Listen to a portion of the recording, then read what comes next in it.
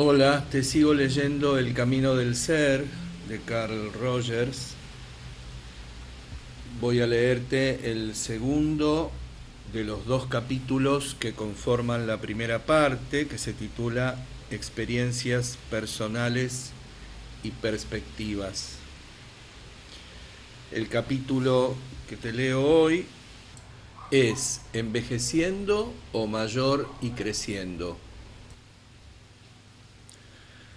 A continuación les hablo de una década reciente de mi vida, comprendida entre mis 65 y mis 75 años. Puesto que en el momento de escribir estas líneas cuento 78, he escrito una puesta al día adjunta a este relato. Han sido varias las etapas por las que ha pasado esta exposición. En 1977 ofrecí una primera versión en un gran simposio en Brasil. Más adelante expuse una versión ligeramente revisada ante un reducido grupo en San Diego. Apareció en su forma actual como parte integrante de un programa denominado Vivir Ahora, Simposio sobre las Etapas de la Vida, en La Joya, en 1977. Me habían pedido que hablara sobre la vejez. Sin embargo, comprendí que tenía poca información sobre el envejecimiento en general y que la única persona mayor a quien realmente conocía era yo mismo. Por consiguiente, esa fue la persona de quien hablé.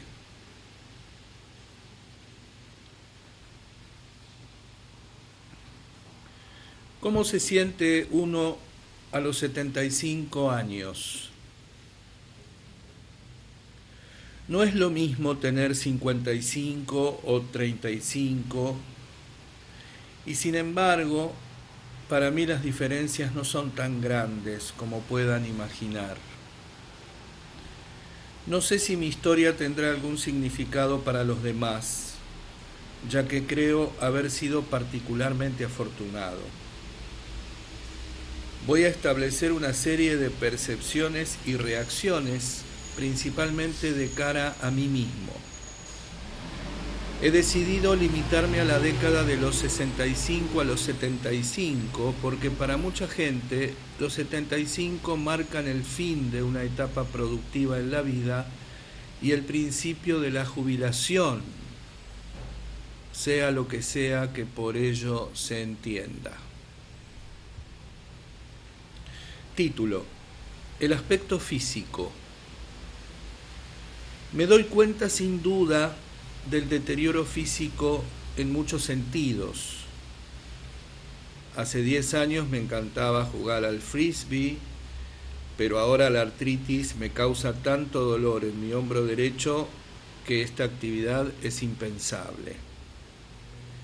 En mi jardín me doy cuenta de que un trabajo que habría sido fácil hace 5 años, pero ya difícil el año pasado, es ahora excesivo, y opto por dejárselo a mi jardinero que viene una vez por semana. Este lento deterioro, con sus pequeños problemas visuales, cardíacos, etc., me informa de que esta parte física de lo que denomino yo no durará para siempre. Sin embargo, todavía me gusta caminar mis 6 kilómetros por la playa. Soy capaz de levantar objetos pesados, hacer la compra, cocinar, lavar los platos cuando mi mujer no se siente bien y llevar mi propio equipaje sin agotarme. La forma femenina todavía me parece una de las creaciones más encantadoras del universo y la tengo en gran estima. Mi interés sexual es el mismo que a los 35, aunque no puedo decir lo mismo de mi capacidad para ponerlo en práctica. Estoy encantado de conservar viva mi sexualidad, a pesar de que comprendo perfectamente el siguiente comentario del juez del Tribunal Supremo, Oliver Wendell Holmes, al salir de una casa de vida alegre a sus 80 años. ¿Quién pudiera tener otra vez 70 años? Claro, o 65, o 60. Por consiguiente, soy perfectamente consciente de que soy viejo. Sin embargo, interiormente, en muchos sentidos soy la misma persona, ni viejo ni joven. Esa es la persona de que les hablaré. Título: Actividades. Subtítulo: Nuevos proyectos. Durante la última década me he embarcado en muchos nuevos proyectos con riesgo psicológico e incluso físico. Me intriga el hecho de que en la mayoría de los casos mi vínculo con los mismos obedeció a una sugerencia o comentario hecho por otra persona. Esto me hace comprender que frecuentemente debe haber una disposición por mi parte, de la que no soy consciente, que solo entra en acción cuando alguien aprieta el botón. Permítanme que lo aclare. Bill Coulson y otros colegas me sugirieron en 1968 que, abre comillas, nuestro grupo debía formar una organización nueva e independiente, cierra comillas. De esta sugerencia nació el Centro para los Estudios de la Persona, la no organización más absurda, improbable e influyente que se pueda imaginar. A partir de aquel momento trabajé con muchísimo ahínco para convertir la idea en realidad, contribuyendo a su nutrición, así como a la del grupo, durante los difíciles años del principio. Mi sobrina Ruth Cornell, que es maestra de escuela, me preguntó: ¿por qué no hay ningún libro tuyo entre los recomendados en pedagogía? Ahí se disparó la idea inicial que cristalizó en la obra Freedom to Learn. Jamás habría intentado influir en la profesión médica, tan consciente de su posición social, de no haber sido por mi colega Oriane Stroud, que soñaba con crear un impacto humanizador en los médicos por medio de experiencias intensivas de grupo. Escéptico pero con esperanza, contribuí vigorosamente a potenciar el programa. El riesgo del fracaso era muy elevado. No obstante, ha llegado a ser sumamente influyente. 900 profesores de medicina han participado en dichos grupos de encuentro, en muchos casos acompañados de sus esposas, además de numerosos estudiantes que han aportado el punto de vista de, entre comillas, las víctimas en la educación médica. Ha sido un proyecto emocionante y gratificante que ahora ya solo depende remotamente de alguna ayuda mínima por mi parte. Este verano hemos realizado nuestro 5º simposio intensivo de 16 días sobre el enfoque personalizado. En estas reuniones he aprendido más que en cualquier otro proyecto durante la última década. He aprendido y puesto en práctica nuevas formas de ser yo mismo. He adquirido conocimientos cognitivos e intuitivos sobre el proceso de grupo y sobre las formas que emanan del mismo para constituir una comunidad. Han sido unas experiencias extraordinarias en las que ha participado un personal muy voluntarioso que se ha convertido en una familia de expertos muy unida. Nos hemos expuesto cada vez a mayores riesgos al poner a prueba nuevas formas de constituir el grupo. ¿Cómo me vinculé a un proyecto de tal envergadura y al que hay que dedicar tanto tiempo? Hace 4 años mi hija Natalie me dijo: ¿por qué no realizamos juntos un simposio para tratar quizá del enfoque centrado en el cliente? Ni ella ni yo podíamos habernos imaginado lo que emanaría de aquella conversación. Otro tanto ocurrió con mi libro Carl Rogers on Personal Power de 1977, que también tuvo su inicio en una conversación. Alan Nelson, que preparaba su doctorado en aquella época, discutió mi afirmación de que no había, entre comillas, política en la terapia centrada en el cliente. Esto me obligó a pensar en algo para lo que debía estar muy dispuesto, porque una buena parte del libro se escribió simplemente sola. Subtítulo: ¿temerario o sensato? Una de las empresas más recientes y quizá de mayor riesgo fue un viaje que emprendí junto con 4 compañeros del centro a Brasil. En esta ocasión, los factores que me indujeron a aceptar fueron los esfuerzos de Eduardo Bandeira para organizarlo, su visión y su poder de persuasión. Algunos creían que el viaje a mi edad resultaría excesivamente largo y agotador, y yo tenía mis aprensiones en cuanto a los viajes por avión de 15 horas y demás molestias. También había quien creía que pecábamos de arrogantes al pensar que con nuestro esfuerzo podíamos influir en un país tan enorme. Sin embargo, la oportunidad de entrenar expertos brasileños, la mayoría de los cuales habían asistido a nuestros simposios en los Estados Unidos, para que ellos a su vez formaran grupos de trabajo intensivos, era muy atractiva. Se nos ofrecía asimismo otra oportunidad, la de dirigirnos a un público entre 6 a 800 personas en las principales ciudades de Brasil, en unos cursillos de 2 días de duración, durante los que estaríamos juntos un total de 12 horas.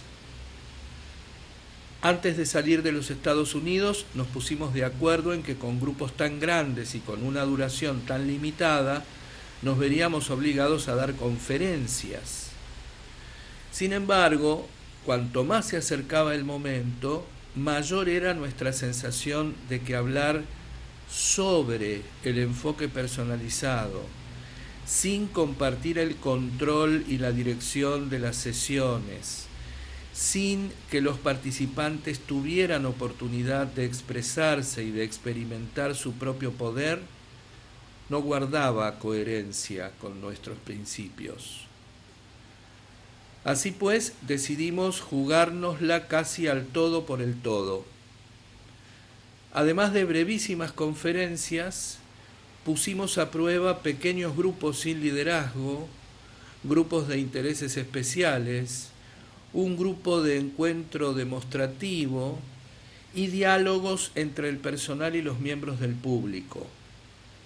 Pero lo más audaz consistió en la formación de un gran círculo de 800 personas, de 10 o 12 de profundidad, para permitir la expresión de sentimientos y actitudes.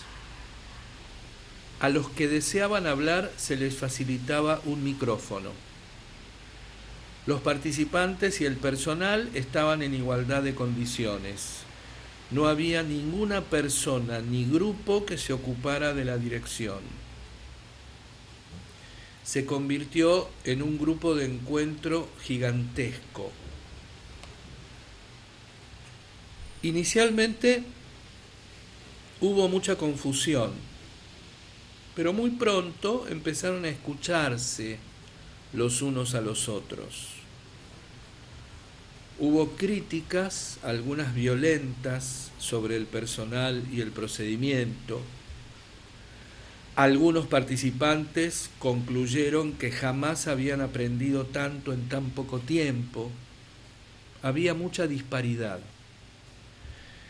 Después de que alguien se ensañara con el personal por no responder preguntas, por no tomar el control y aportar pruebas, otro replicó: ¿pero cuándo, si es que jamás ha ocurrido, nos hemos sentido tan libres para criticar, para expresarnos, para decir cualquier cosa?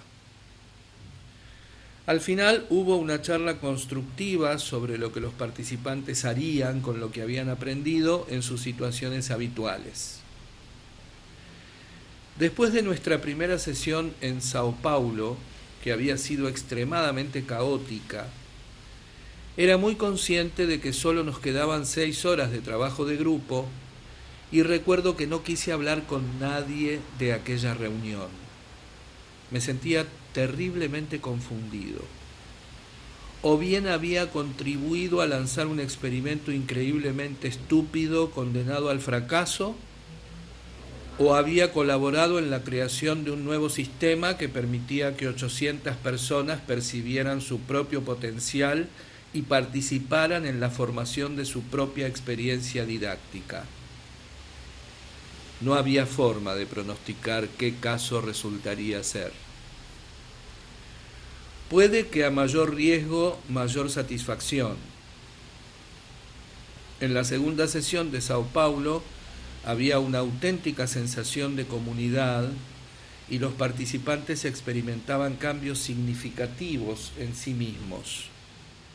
Con el transcurso de las semanas y de los meses, seguimientos informales demostraron que la experiencia había valido la pena para centenares de participantes en las 3 ciudades donde se habían celebrado las reuniones. Nunca me había parecido tan positivo un viaje semejante. Aprendí muchísimo y no cabe duda de que logramos facilitar la creación de un ambiente en el que tuvieron lugar toda clase de actividades creativas, tanto a nivel personal, interpersonal, como de grupo. Estoy convencido de que dejamos nuestra marca en Brasil y al mismo tiempo no cabe duda de que la experiencia nos cambió a todos nosotros. Evidentemente hemos ampliado nuestra visión de lo que puede lograrse con grandes grupos. Estas han sido algunas de las actividades, todas ellas extremadamente fructuosas para mí, en las que me han inducido a participar durante este periodo. Subtítulo: Los riesgos. En todas y cada una de estas actividades ha habido un elemento de riesgo. Me parece que en realidad todas las experiencias recientes que han tenido mayor valor para mí han acarreado un considerable riesgo. Por consiguiente, me gustaría hacer una pequeña pausa para especular sobre las razones que me han impulsado a aventurarme. ¿Por qué me atrae lo desconocido?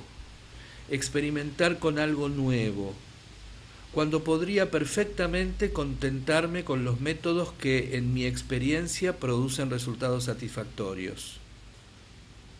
No estoy seguro de comprenderlo plenamente, pero logro discernir algunos factores que han sido significativos.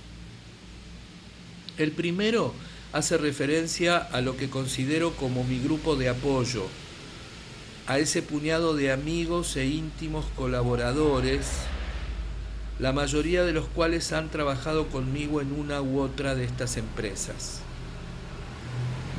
De la forma en que el grupo se interrelaciona, no cabe duda de que real o implícitamente nos estimulamos mutuamente a hacer algo nuevo o atrevido. Por ejemplo, tengo la absoluta certeza de que por separado, ninguno de los 5 miembros del grupo que fuimos a Brasil habría llevado la experimentación tan lejos como lo hicimos al trabajar juntos. Podíamos arriesgarnos porque en el caso de que fracasáramos, Contábamos con colegas que creían en nosotros y que podían ayudarnos a recomponer nuestro esquema. Nos alentábamos los unos a los otros. Un segundo elemento lo constituye mi afinidad con la juventud y con el nuevo estilo de vida que ellos contribuyen a crear. No conozco la razón de dicha afinidad, pero sé que existe. He escrito sobre, entre comillas, el ser emergente del mañana y personalmente me siento atraído hacia esa nueva forma de ser y de vivir. Me he preguntado si al describir a esa persona del futuro lo que hago es expresar mis esperanzas. Sin embargo, he descubierto que el Instituto de Investigación de Stanford completó un estudio en 1973 según el cual 45 millones de norteamericanos están canalizados hacia, abre comillas, un estilo de vida que refleja las siguientes convicciones íntimas. En primer lugar, que es mejor que las cosas se desarrollen a escala humana. En segundo lugar, una predilección por la vida sobria, la conservación, el reciclaje y evitar el desperdicio. Y en tercer lugar, que lo central es la vida interior en lugar de lo externo. Mitchell, 1977. Yo pertenezco a ese grupo e intentar vivir de ese modo es necesariamente precario y arriesgado.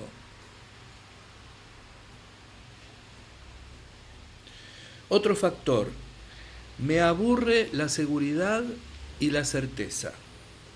Sé que algunas veces las conferencias o ponencias que preparo son muy bien recibidas por el público. Esto me indica que podría repetir lo mismo ante diferentes públicos una veintena de veces con éxito asegurado. Pero no soy capaz de hacerlo. Si repito lo mismo 3 o 4 veces, me aburro conmigo mismo. No soporto la repetición. Podría ganar dinero, obtener una reacción positiva, pero no puedo hacerlo. Me aburre conocer el desenlace.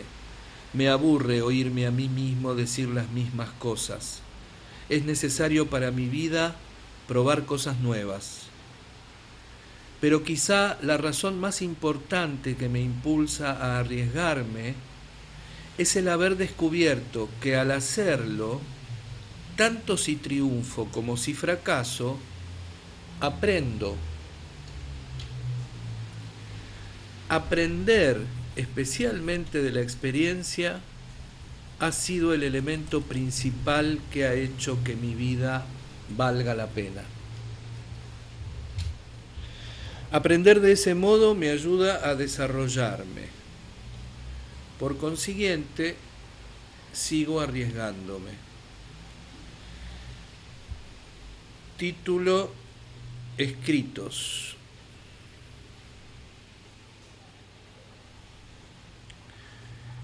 Pensando en esta conferencia me pregunté, ¿qué he producido durante la última década? Quedé asombradísimo de lo que descubrí. La lista de mis publicaciones, que mi secretaria mantiene meticulosamente al día, indica que desde que cumplí los 65 he escrito 4 libros, unos 40 artículos y varias películas. Creo que esto supone una producción superior a la de cualquier otra década de mi vida. Me cuesta creerlo. Además, cada libro trata de un tema completamente diferente, a pesar de que comparten una filosofía común. En Freedom to Learn, de 1969, expongo mi enfoque heterodoxo de la educación.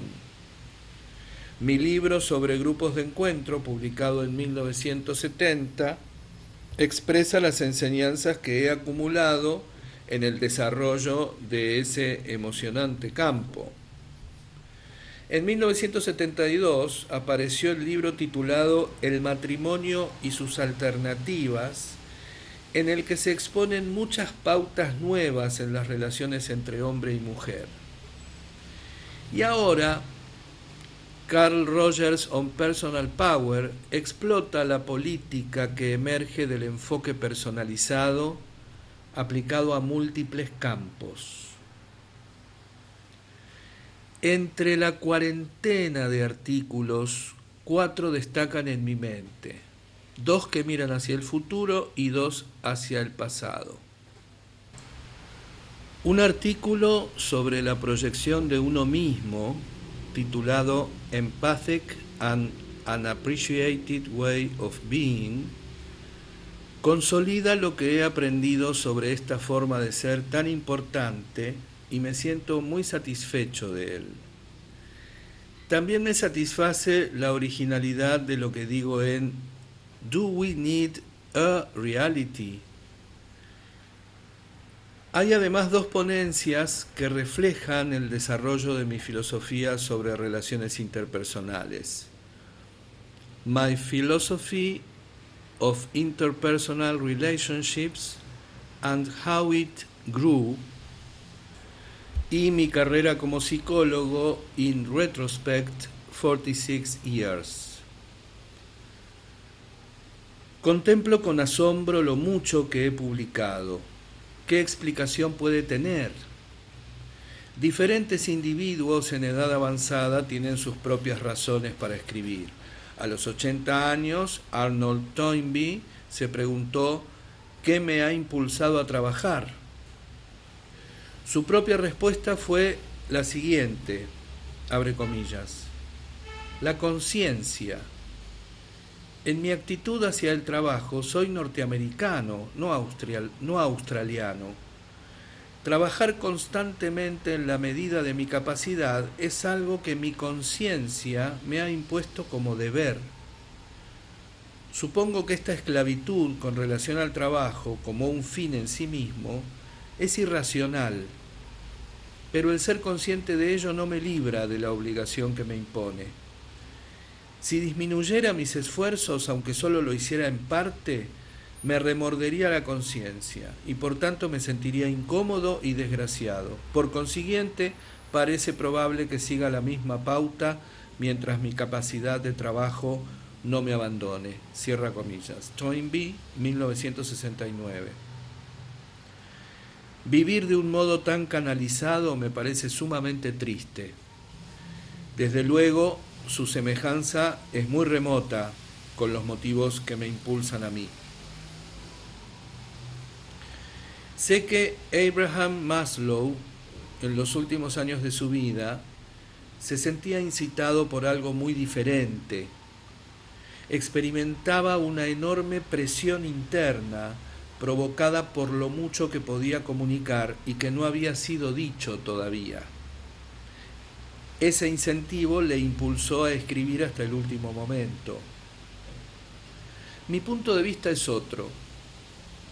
Mi amigo Paul Bergman, el psicoanalista, dijo que nadie tiene más de una idea seminal en su vida y que todo lo que una persona escriba no son más que aclaraciones del mismo tema.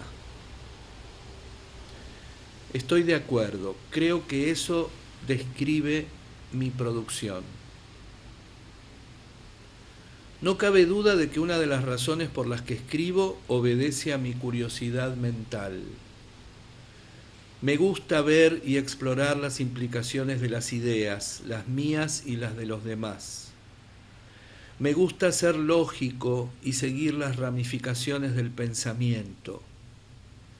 Estoy profundamente involucrado en el mundo del sentimiento, de la intuición y de la comunicación, tanto de la que no es verbal como de la que lo es. Pero también me gusta pensar y escribir sobre ese mundo. Al conceptualizarlo, comprendo con mayor claridad su significado. Estoy convencido, sin embargo, de que existe una razón mucho más importante que me impulsa a escribir. Me parece que interiormente soy todavía aquel muchacho tímido a quien le resultaba sumamente difícil comunicarse en situaciones interpersonales, que escribía cartas de amor mucho más elocuentes que sus expresiones directas, que en la escuela redactaba con desenvoltura, pero no se atrevía a abrir la boca en clase. Aquel muchacho todavía forma una gran parte de mí. Escribir es mi forma de comunicarme con un mundo al cual, en un sentido muy real, siento que no acabo de pertenecer. Es el mensaje que encierro en una botella y arrojo al mar. Mi asombro es que haya gente en tantísimas playas, tanto psicológicas como geográficas, que hayan hallado las botellas y descubierto que el mensaje es para ellos. Por consiguiente, sigo escribiendo. Título: Aprendizajes. Subtítulo: Cuidando de mí mismo. Siempre he sido más eficaz para cuidar y ocuparme de los demás que de mí mismo. Sin embargo, en estos últimos años he realizado cierto progreso. Siempre he sido una persona muy responsable. Si nadie se ocupa de los detalles de una empresa o de los participantes en una reunión, debo hacerlo yo. Pero he cambiado. En el simposio que sobre el enfoque personalizado tuvo lugar en Ashland, Oregón, en 1976, cuando me sentía algo enfermo, y en el de Arcocelo, Brasil, cedí toda la responsabilidad de su compleja organización y la dejé enteramente en manos de otros. Necesitaba cuidar de mí mismo. Por tanto, abandoné toda responsabilidad excepto la de ser yo mismo, con su consiguiente satisfacción. Me produjo una extraña sensación el hecho de ser cómodamente irresponsable sin sentirme culpable. Y me sorprendió descubrir que de ese modo mejoró mi eficacia. Físicamente me he cuidado mejor en varios sentidos. También he aprendido a respetar mis necesidades psicológicas. Hace 3 años un grupo me ayudó a comprender lo presionado y apresurado que las exigencias externas me hacían sentir. Entre comillas, mortalmente picoteado por los patos, fue la expresión que utilizó uno de los participantes, con lo que capturó exactamente mi estado de ánimo. Entonces hice lo que no había hecho jamás. Pasé 10 días completamente solo en una casita que me habían ofrecido junto a la playa y me sentí inmensamente mejorado.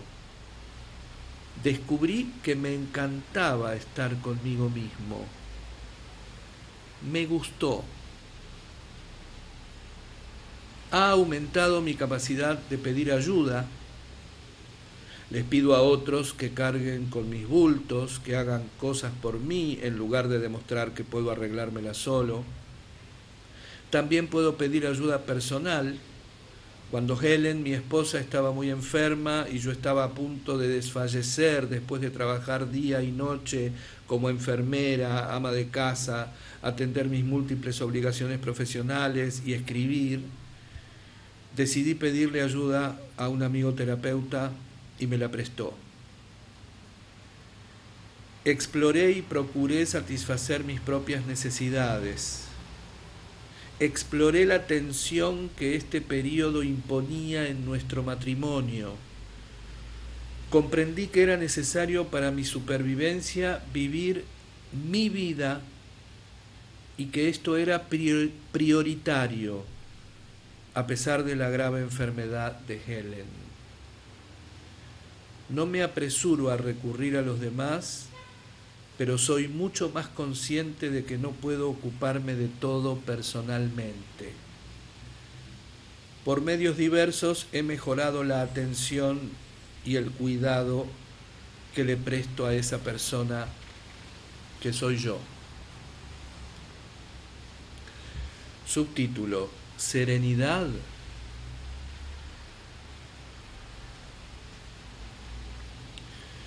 Con frecuencia se dice o se presume que los años maduros se caracterizan por su calma y su serenidad. Personalmente, esta actitud me parece falaz.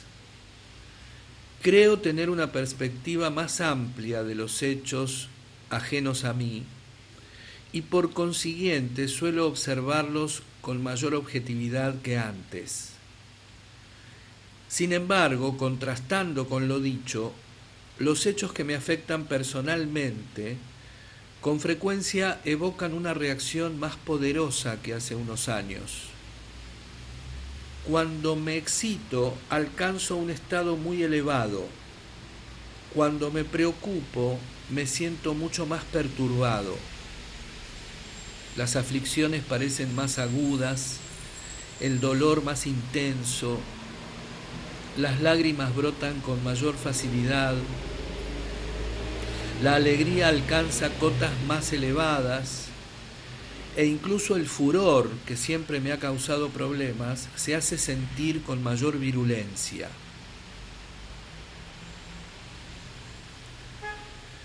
Emocionalmente soy más volátil que antaño.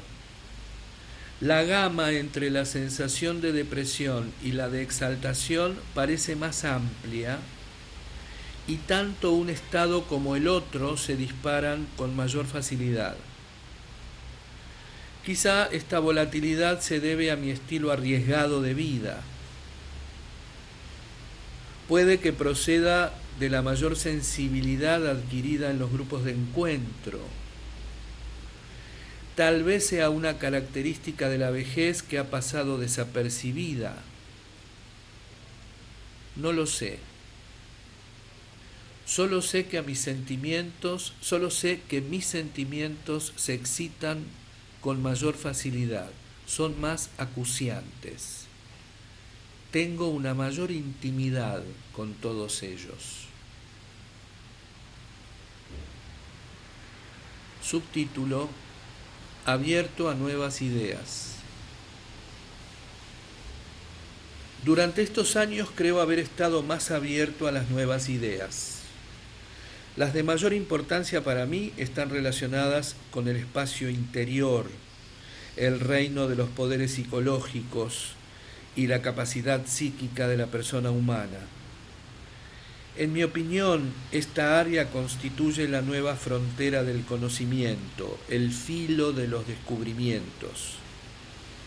Hace 10 años no habría hecho una afirmación semejante, pero la lectura, la experiencia y las conversaciones con individuos que trabajan en estos campos me han hecho cambiar de opinión. Los seres humanos potencialmente tienen a su disposición una extraordinaria gama de poderes intuitivos. En realidad, tenemos mayor sabiduría que la de nuestro intelecto. Hay muchas pruebas de ello. Estamos descubriendo lo tristemente que hemos descuidado nuestra capacidad no racional, nuestra creativa, entre comillas, mente metafórica, el área derecha de nuestro cerebro. Por medio de la biorretroacción, se ha demostrado que si pasamos a funcionar de un modo menos consciente, más relajado, podemos aprender a ejercer cierto control sobre la temperatura, el ritmo del corazón y otros aspectos de nuestras funciones orgánicas. Si se somete a los pacientes cancerosos en su fase terminal a un programa intensivo de meditación y se cultiva su fantasía concentrándose en la superación de su dolencia, se experimenta un sorprendente número de curaciones. Estoy incluso abierto a fenómenos más misteriosos: la precognición, la telepatía, la clarividencia, auras humanas, fotografía Kirlian y, ¿por qué no?, experiencias de abandono del cuerpo. Puede que estos fenómenos no se ajusten a las leyes científicas conocidas, pero tal vez estemos a punto de descubrir nuevos sistemas de ordenación con sus propias leyes. Creo estar aprendiendo muchísimo en nuevas áreas del conocimiento y la experiencia me divierte y me emociona. Subtítulo: La intimidad. En los últimos años he descubierto que me abría de una forma mucho más íntima en mis relaciones. En mi opinión, esto se debe a mis experiencias con los grupos. Estoy más dispuesto a tocar y a ser tocado físicamente. Abrazo y beso con mayor frecuencia, tanto a hombres como a mujeres. Soy más consciente del aspecto sensual de la vida. También me doy cuenta de lo mucho que deseo estar en contacto psicológico próximo con los demás. Reconozco cuánto necesito... Bueno, repito, porque a lo mejor se impuso demasiado la moto. Soy más consciente del aspecto sensual de la vida. También me doy cuenta de lo mucho que deseo estar en contacto psicológico próximo con los demás. Reconozco cuánto necesito cuidar a fondo de otro y que se me compense del mismo modo. Puedo decir abiertamente que en el fondo siempre he sido consciente de que mi vínculo con la psicoterapia ha constituido un medio de satisfacer mi necesidad de intimidad, sin un riesgo excesivo por mi parte. Ahora estoy más dispuesto a profundizar en mis relaciones y a arriesgarme a dar más de mi parte. Siento como si hubiera descubierto en mí una nueva profundidad en la capacidad de intimar. Esta faceta me ha causado mucho dolor, pero todavía mayor alegría. ¿Cuál ha sido el efecto de estos cambios en mi conducta? He desarrollado relaciones más profundas e íntimas con hombres. He logrado compartir sin retraerme, confiando en la seguridad de la amistad. Solo en la universidad y nunca antes ni después había tenido un grupo de amigos íntimos en quienes confiara plenamente. Por consiguiente, esto representa una nueva faceta de mi tentativo y aventurado desarrollo que parece muy gratificante. También me comunico con mucha mayor intimidad con las mujeres. Mantengo varias relaciones platónicas, pero psicológicamente íntimas, que significan muchísimo para mí. Con esos amigos íntimos, tanto hombres como mujeres, puedo compartir cualquier aspecto de mi vida: el dolor, la alegría, el miedo, la inseguridad, el egoísmo y mis sentimientos autodepreciativos. También les puedo hacer partícipes de mis sueños y mis fantasías. Además, ellos comparten conmigo sus intimidades.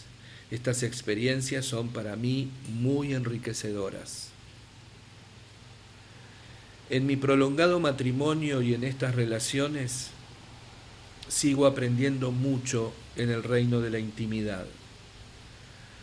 Soy cada vez más profundamente consciente de las ocasiones en que experimento dolor, furor, frustración y rechazo, así como de la intimidad que emana de los designios compartidos o de la satisfacción de ser comprendido y aceptado. He aprendido lo duro que es enfrentarse a un ser querido con sentimientos negativos.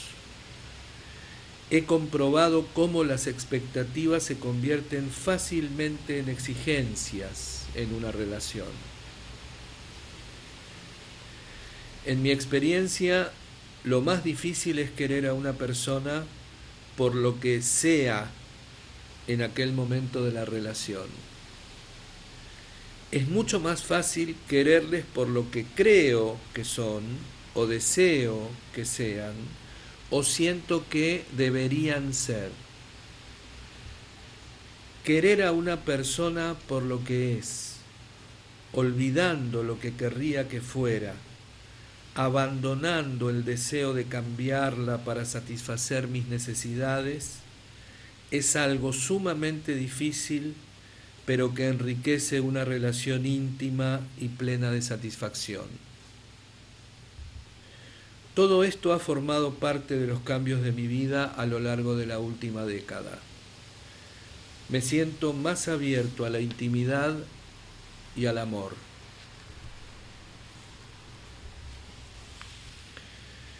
Título: Alegrías y dificultades personales. Durante este periodo he tenido algunas experiencias dolorosas y muchas agradables. Lo más duro ha consistido en afrontar la enfermedad de Helen, que en los últimos 5 años ha sido muy grave. Por su parte, ella ha sabido aceptar el dolor y las restricciones en su vida con un valor ejemplar. Sus incapacidades han creado nuevos problemas para cada uno de nosotros, tanto físicos como psicológicos, que seguimos superando laboriosamente. Ha sido un periodo muy difícil de desesperación y esperanza alternativamente, en el que actualmente domina lo último. Está realizando un progreso extraordinario, a menudo gracias a su enorme fuerza de voluntad para reintegrarse a la normalidad de una vida estructurada alrededor de sus objetivos, pero no ha sido fácil. Primero tuvo que decidir si deseaba seguir viviendo, si había algún motivo para hacerlo. Además, la he confundido y lastimado con la independencia de mi propia vida. Cuando estaba muy grave, me sentí enormemente agobiado por nuestra intimidad, incrementada por los muchos cuidados que necesitaba. Entonces decidí, por mi propia supervivencia, vivir mi propia vida. A menudo se siente muy apenada por ello y mi cambio de valores. Por su parte, va abandonando el modelo de esposa cuya función es la de apoyar al marido. Este cambio la pone en contacto con la indignación que siente para conmigo y con la sociedad por el papel que le había otorgado. Por mi parte, me enfurece cualquier paso que conduzca a la restauración de nuestra antigua y completa intimidad. Me resisto obstinadamente a todo lo que pueda parecerse a algún tipo de control. Por consiguiente, ahora más que nunca, nuestra relación está plagada de tensión y dificultades, de sentimientos que intentamos superar, pero también de más sinceridad, a la par que nos esforzamos en construir nuevas formas de relacionarnos. Por consiguiente, este periodo ha comprendido lucha y tensión, además de una amplia gama de experiencias positivas. Hace 3 años, para celebrar nuestras bodas de oro, pasamos varios días muy divertidos en un centro de vacaciones con nuestro hijo y nuestra hija, nuestra nuera y los 6 nietos. Nos produce una enorme satisfacción que tanto nuestro hijo como nuestra hija, además de nuestros descendientes, sean íntimos amigos con quienes compartir nuestra vida interior. Hemos tenido numerosos encuentros entrañables con ellos individualmente, así como con otros amigos íntimos que viven desperdigados por el país. Continúa y aumenta la intimidad con nuestro círculo de amigos locales, todos ellos más jóvenes. Para mí ha sido un placer la jardinería y los largos paseos.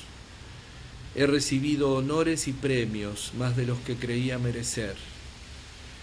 El que más me enterneció fue el doctorado honoris causa que me otorgaron en la Universidad de Leiden con motivo de su 4º centenario, para cuya presentación aquella antigua sede del conocimiento holandesa mandó un emisario especial. Ha habido docenas de cartas muy personales de personas cuyas vidas han sido afectadas o cambiadas por mis palabras. Eso es algo que no deja de asombrarme.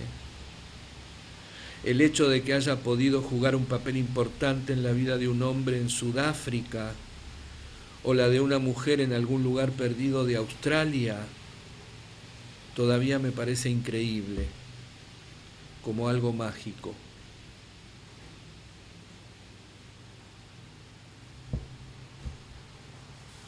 Título: Ideas acerca de la muerte.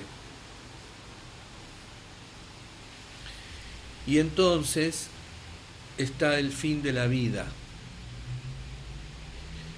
Puede que les sorprenda que a mi edad piense muy poco en la muerte. Me asombra el interés popular del que goza en estos momentos. Hace 10 o 15 años me sentía perfectamente seguro de que la muerte significaba el fin absoluto de la persona. Todavía considero que esta es la perspectiva más probable, pero no me parece ni trágica ni horrorosa. He logrado vivir mi vida, por supuesto no con absoluta plenitud, pero con un grado satisfactorio de la misma. Y me parece natural que un día se acabe. He conseguido ya cierto nivel de inmortalidad en otras personas. En algunas ocasiones he dicho que, psicológicamente hablando, tengo hijos e hijas desperdigados por todo el mundo. Además, estoy convencido de que las ideas y formas de ser que junto con otros he ayudado a desarrollar sobrevivirán por lo menos cierto tiempo. Así que, aunque como individuo alcance un fin absoluto, algunos aspectos míos seguirán en una variedad de formas crecientes y me gusta la idea. Creo que nadie puede saber si le teme a la muerte hasta que ésta llega. No cabe duda de que la muerte es el salto culminante a la oscuridad, y creo que con toda probabilidad la aprensión que me produce el ser anestesiado se verá duplicada o incrementada cuando me enfrente a la muerte. Sin embargo, no experimento ningún miedo profundo ante tal perspectiva, y en la medida de mi conocimiento, mis temores relacionados con la misma se refieren a las circunstancias que la rodean. Me horroriza la posibilidad de una enfermedad larga y dolorosa como preámbulo de la muerte. Me aterroriza la idea de la senectud o la de un ataque fulminante que produzca daño parcial al cerebro. Optaría preferiblemente por una muerte rápida antes de que fuera demasiado tarde para enfrentarme a ella con dignidad. Recuerdo a Winston Churchill, cuya muerte lamenté profundamente. Me apenó que no hubiera muerto antes, cuando podía haberlo hecho con la dignidad que merecía. Sin embargo, mi convicción de que la muerte es el fin ha sido modificada por algunas de las cosas que he aprendido durante la última década. Me han impresionado los relatos de Raymond Moody, 1975, sobre la experiencia de personas que han estado tan cerca de la muerte como para haber sido declaradas difuntas, pero que han vuelto a la vida. Me han impresionado ciertos informes sobre la reencarnación, a pesar de que esta me parece una gracia sumamente dudosa. Me interesa el trabajo de Elizabeth Kübler-Ross y las conclusiones a las que ha llegado sobre la vida después de la muerte.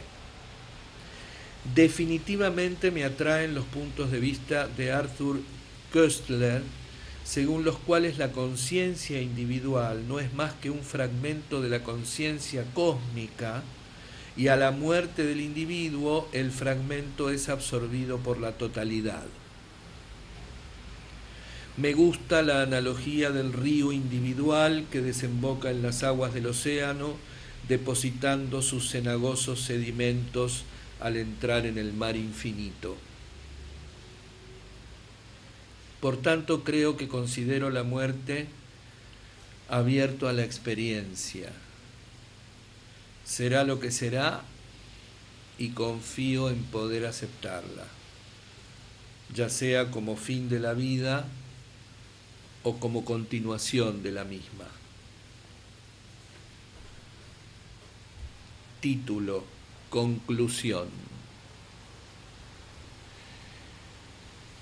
Reconozco que he sido inusualmente afortunado en cuanto a mi salud, mi matrimonio, mi familia, mis jóvenes y estimulantes amigos y los inesperadamente adecuados ingresos procedentes de mis libros.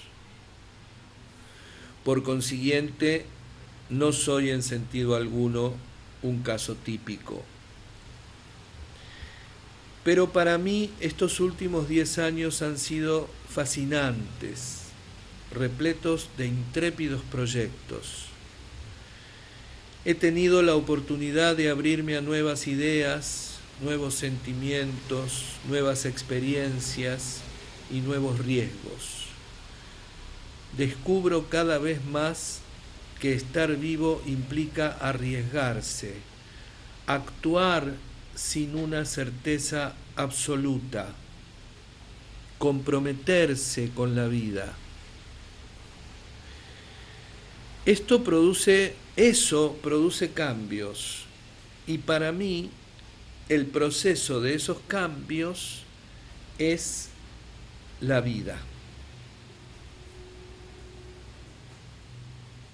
Me doy cuenta de que si fuera estable, prudente y estático, viviría en la muerte. Por consiguiente, acepto la confusión, la incertidumbre, el miedo y los altibajos emocionales, porque ese es el precio que estoy dispuesto a pagar por una vida fluida, perpleja y excitante. Al contemplar todas las décadas de mi existencia, solo hallo una, el período del Centro de Orientación de la Universidad de Chicago, que pueda compararse con esta. Tuvo también su elemento de riesgo, de aprendizaje, de crecimiento y enriquecimiento personal. Pero fue a su vez un periodo de profunda inseguridad personal y de lucha profesional agobiante, mucho más difícil que estos últimos años. Por tanto, creo que soy sincero al afirmar que en su conjunto esta ha sido la década más satisfactoria de mi vida. He logrado ser cada vez más yo mismo y he hallado felicidad en ello.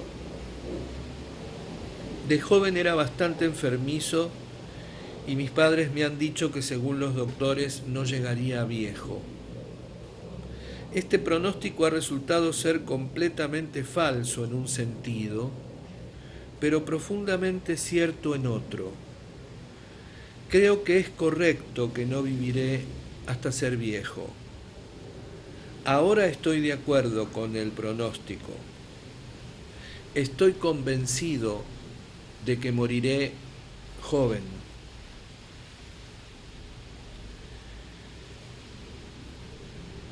Título: Postdata 1979. He decidido llenar este capítulo concentrándome en un año muy saturado, 1979, durante el cual estuvieron fuertemente presentes el dolor, el duelo, los cambios, la satisfacción y el riesgo. Subtítulo: Viviendo el proceso de la muerte. Durante los 18 meses que precedieron a la muerte de mi esposa en marzo de 1979, tuvieron lugar una serie de experiencias en las que Helen, varios amigos y yo participamos, que decididamente cambiaron mis ideas y sentimientos sobre la muerte y la continuación del espíritu humano. Fueron unas experiencias intensamente personales, sobre las que quizá algún día escriba ampliamente, pero que de momento solo puedo esbozar. La siguiente historia concierne principalmente a Helen. Sin embargo, me concentraré en mi parte de la experiencia. Mi esposa era enormemente escéptica en lo que concierne a fenómenos psíquicos e inmortalidad. No obstante, aceptó una invitación para que visitáramos ambos a una médium de una honradez impecable que no quiso aceptar dinero alguno. Allí Helen experimentó y observó un, entre comillas, contacto con su difunta hermana, en el que intervinieron hechos que la médium no podía conocer en modo alguno. Los mensajes eran extraordinariamente convincentes y se manifestaron todos ellos a través de una robusta mesa que se ladeaba dando una serie de golpes por cada letra.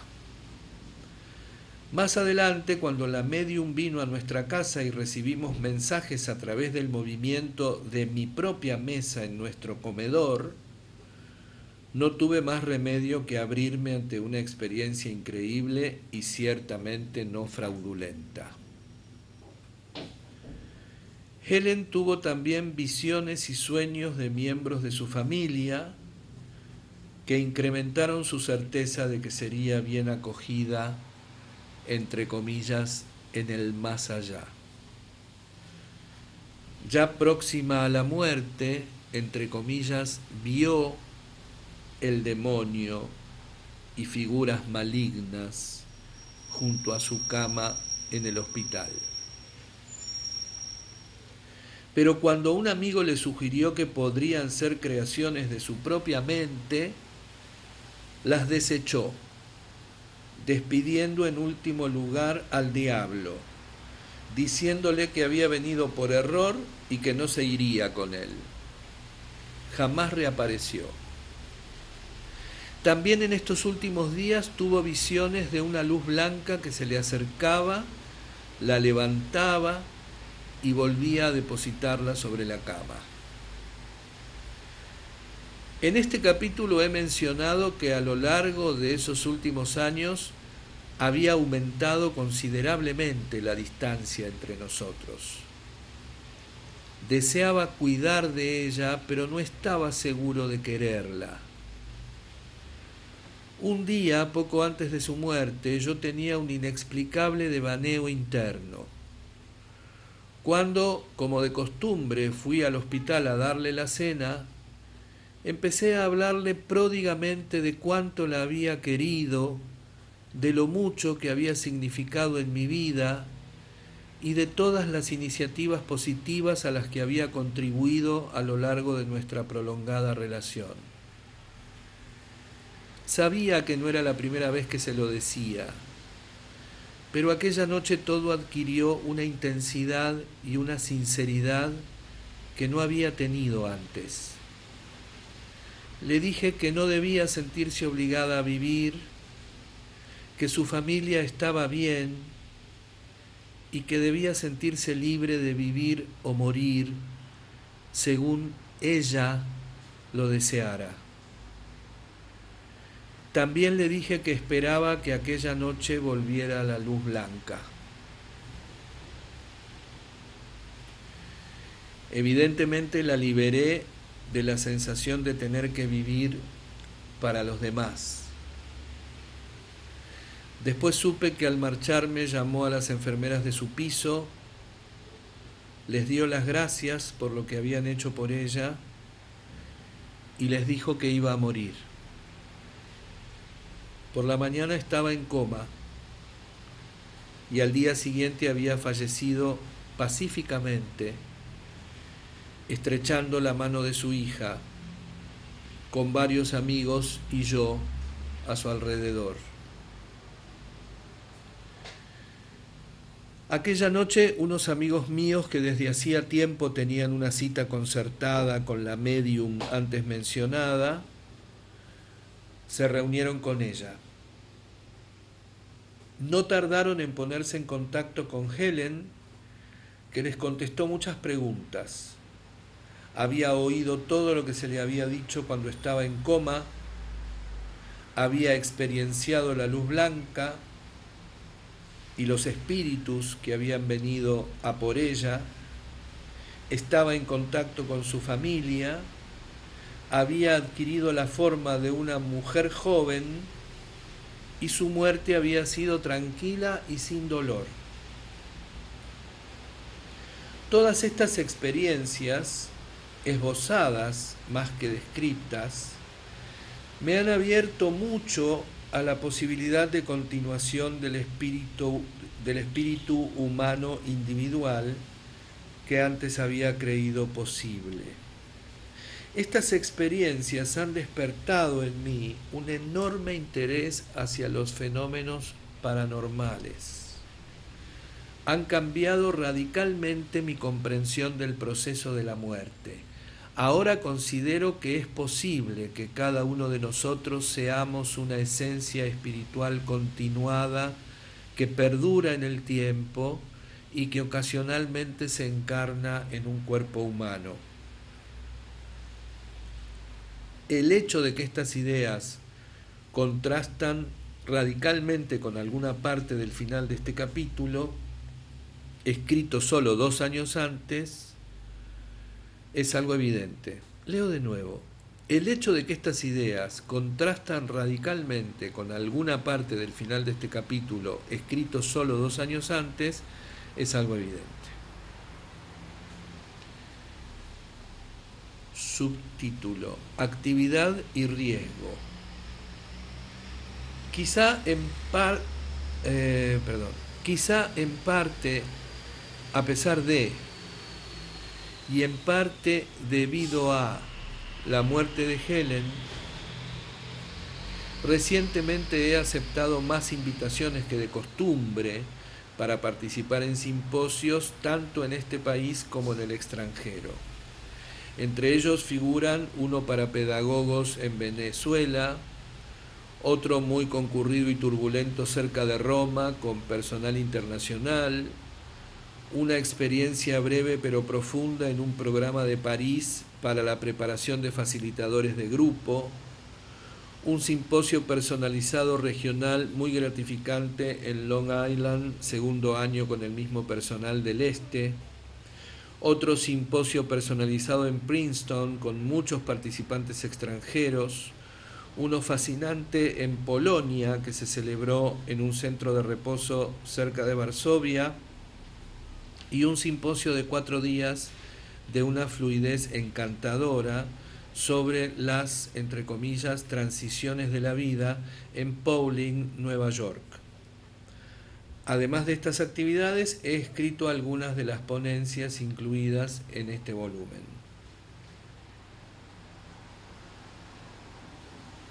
Me gustaría comentar 2 de los programas mencionados. El de Princeton, en el que participaron 90 personas, fue probablemente el más difícil de cuantos he tomado parte. Sin embargo, por lo menos uno de los miembros del personal cree que fue el mejor programa de este género entre todos los que hemos realizado. Para mí fue muy doloroso y el grupo solo llegó, en mi opinión, periféricamente a convertirse en una comunidad. Percibo una serie de factores que contribuyeron a convertirlo en una experiencia dolorosa. El personal había decidido que este 7º simposio anual personalizado sería el último de aquella serie. Nos sentíamos muy unidos, pero individualmente nos movíamos en direcciones diferentes y no queríamos que estos simposios personalizados se convirtieran en una experiencia, entre comillas, rutinaria. El personal, después de tanto tiempo junto, aceptaba, probablemente con mayor facilidad que antes, los sentimientos negativos, hostiles y críticos que los participantes expresaban frecuentemente dirigidos contra algún miembro de ellos. Había muchos extranjeros y su desprecio, desdén e ira para con los Estados Unidos y los participantes norteamericanos se expresaba libremente. Había 2 participantes que sabían exactamente cómo debía conducirse el simposio. Abre paréntesis. Ambos puntos de vista eran diferentes, pero coincidían plenamente en su absoluta oposición a nuestro enfoque no estructurado, y cada uno atrajo un número considerable de adeptos, pero no lo suficientes para cambiar la dirección general del simposio. Cierra paréntesis. Había también algunos participantes con evidentes muestras de profundos disturbios personales. Todos estos factores, agregados al caos habitual de un grupo numeroso cuando trata de desarrollar su propio programa y hallar su propio camino, produjeron un resultado horrendo. Cuando algunos participantes intentaban actuar de un modo creativo y positivo, otros se lo impedían. Parecía realmente dudoso que la confianza depositada en aquellos individuos para sentir y utilizar su propio poder constructivo estuviera justificada. Éramos todos nuestros peores enemigos. Solo hacia el final de los 10 días de reuniones se insinuó tímidamente cierta unidad en la divergencia y una comunidad construida en diversidad. Sin embargo, asombrosamente muchos participantes escribieron más adelante, hablando de los aprendizajes y cambios positivos que habían emergido del dolor, la turbulencia y la unidad. Yo también aprendí, pero fue duro. El simposio polaco fue inhabitual por varias razones. Me asombró el increíble interés por mi obra que atrajo 90 participantes, tanto de la profesión como de fuera de ella. Los miembros del personal polacos se sentían inseguros, por consiguiente la facilitación procedió en gran parte de los 4 norteamericanos presentes.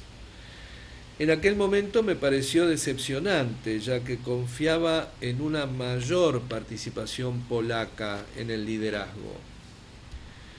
A mitad de la semana de duración de la sesión, cuando algunos individuos sintieron su poder y comenzaron a usarlo, en particular los profesionales, lo utilizaron para agredir a los demás. Adquirieron cierto predominio los calificativos y diagnósticos perniciosos y las hábiles humillaciones. A mí me recordaba Princeton y pensé, no, que no se repita. Pero en gran parte gracias a una mujer polaca encantadoramente sincera que formaba parte del personal, los participantes comenzaron a darse cuenta de las consecuencias de su conducta y la abandonaron. Al concluir la semana formábamos una comunidad unida y querida.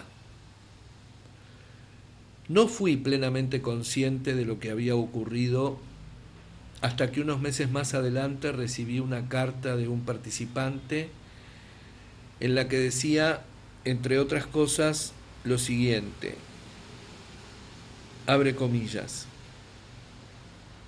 aquí se habla del, entre comillas, hecho histórico que tuvo lugar en Leskartsev.